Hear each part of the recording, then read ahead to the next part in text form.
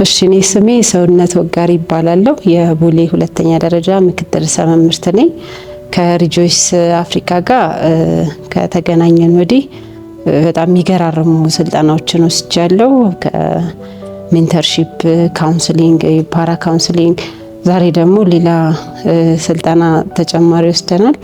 ስፔሻሊ ካውንስሊንግ ላይ የነበረውን የማረሳቸው ሁኔታዎች ነበሩ። ከዶክተር ሰብለ ካገኘሁት ስልጠና ስል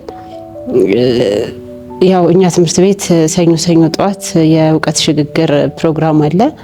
እዛ ላይ ለማቅረብ እሁዱን እዚህ ሰልጥኜ በማግስቱ ለመምህራኖች ማድረስ እንዳለብኝ አስቤ ፓወርፖይንት አዘጋጅቼ ስልጠና ሰጥቻለሁ።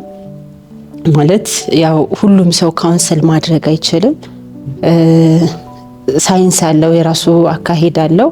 እንደ ፓራ ካውንስለር ግን ትምህርት ቤት ላይ መምህራን ብዙ መርዳት ይችላሉ፣ ማገዝ ይችላሉ፣ አትሊስት ዳይሬክሽን መስጠት ይችላሉ የሚል እውቀት ስላገኘው ያንን ሼር አድርጌያቸው ብዙ መምህራኖችም እየተጠቀሙበት ነው።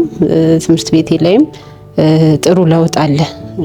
ያው እኔ ከሜንተርሺፕ ጀምሬ ተማሪዎችን ይዤ ነበር። 50 ተማሪዎችን ካውንስል ሜንተር ሳረግ ነበር እና ከዛ ተከትሎ አሁን ያው ብዙ ተማሪዎች የኔን ምክር ማለት እኔን ይፈልጉኛል። ግን እዚህ ጋር መቋረጥ የለበትም። በስርዓተ ጾታ ክበብ ስፔሻሊ ሴቶች መታገዝ አለባቸው።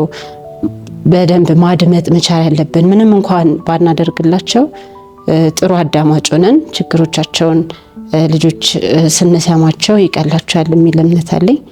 ብቻ አመሰግናለሁ። ጥሩ ጊዜ ነበር።